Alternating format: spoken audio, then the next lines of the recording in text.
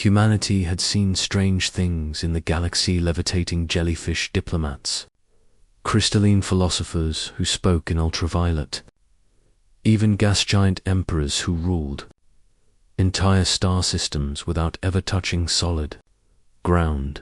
But nothing quite prepared the old veterans of the 153rd Terran Rescue Company for the day a child, dragon child, no less, grabbed Sergeant Marrick's wrist and whispered, "Wait, don't start them." The words froze everyone.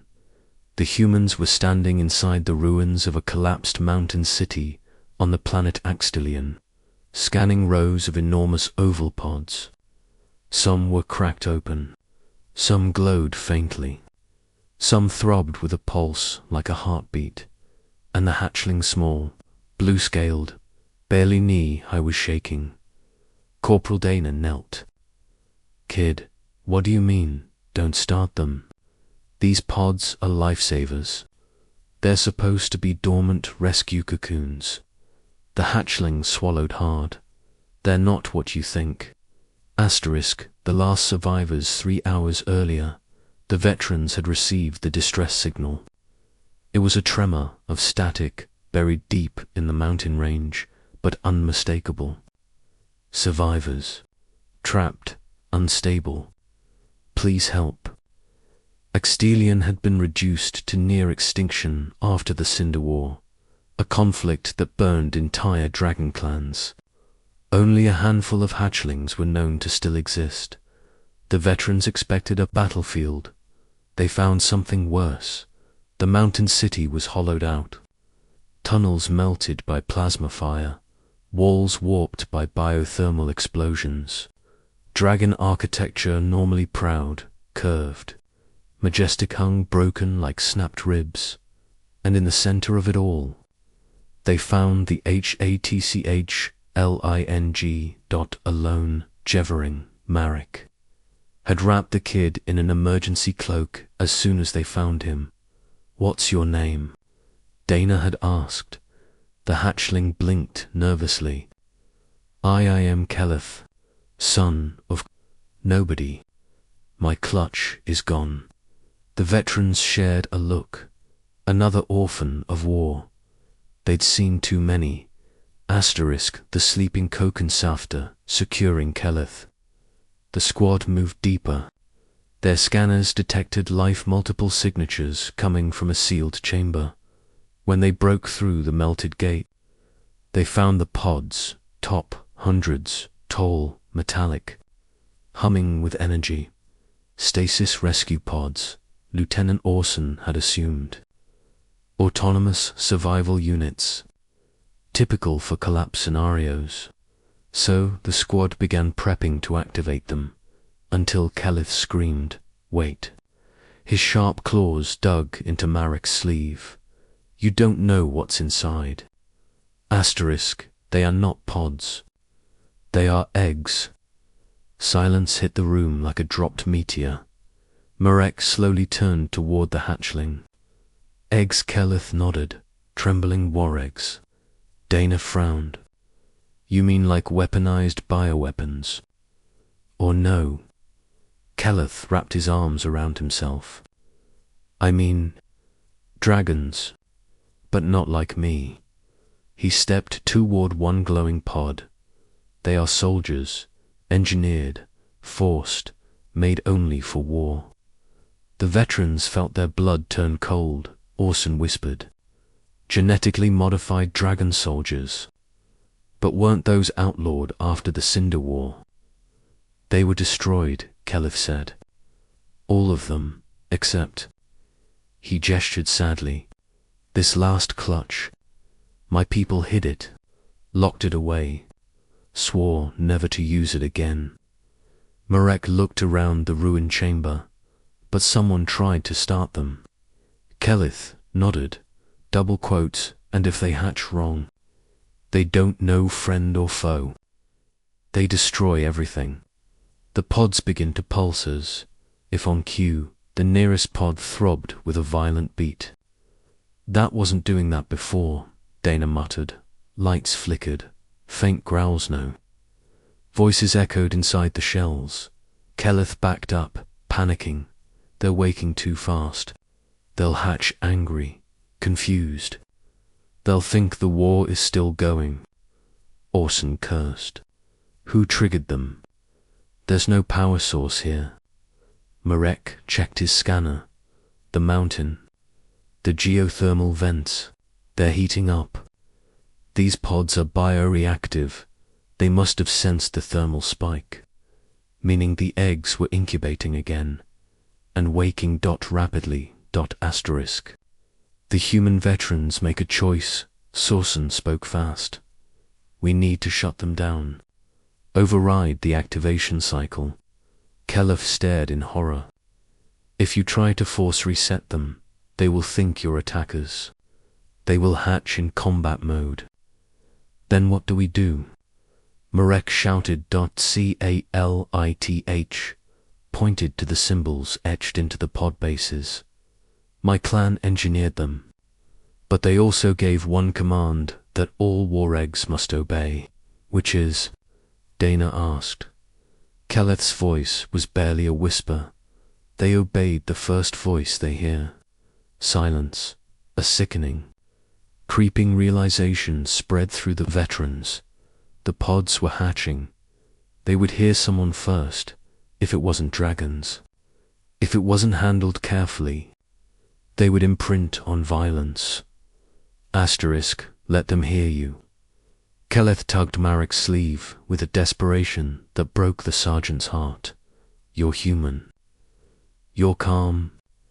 You saved me. You can save them too. Please. Marek shook his head.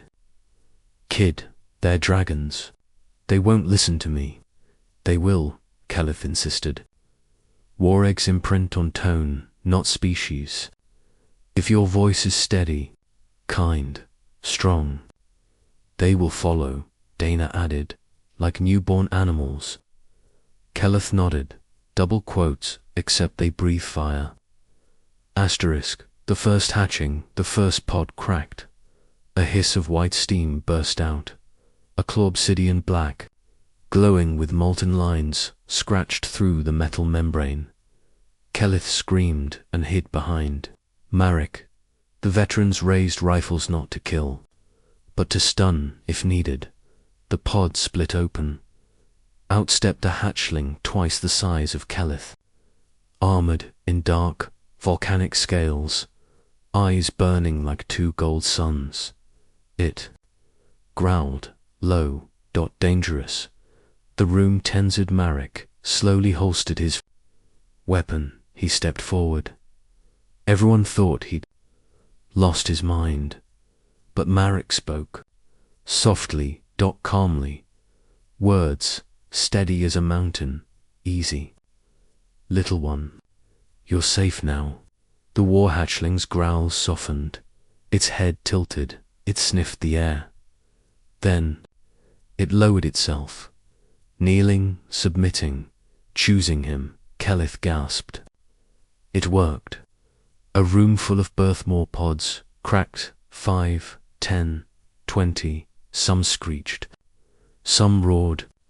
Some came out swinging claws at shadows. The human veterans spread out, each stepping toward a different pod, speaking calmly, firmly, soothingly, acting not like soldiers, but like guardians. Dana hugged one trembling hatchling to her armor. Orson let a fiery breathing one grip his forearm. Two smaller ones curled around Marek's boots like oversized lizards. Keleth watched, amazed.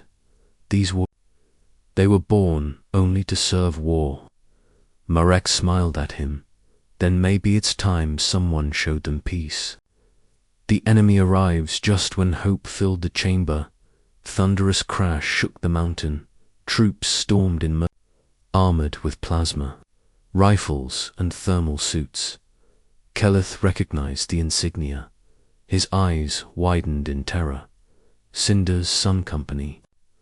They are the ones who destroyed my clan. They want the war eggs. The mercenary commander shouted, "Stand aside, humans." Those hatchlings belong to us. Marek stood firm. You're not taking them, the commander sneered. 10 of you. 48 of us. Move. Marek tapped his helmet. Not today. Behind him, dozens of newly hatched war dragons rose. Their chests glowed with molten fire. Their eyes flashed, and their first memory, their first command, was the calm voice of a human telling them, protect. The fire that saved a world, the fight was short.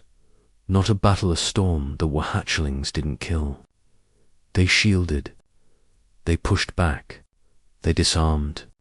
They melted weapons, crushed armor, pinned mercenaries to walls.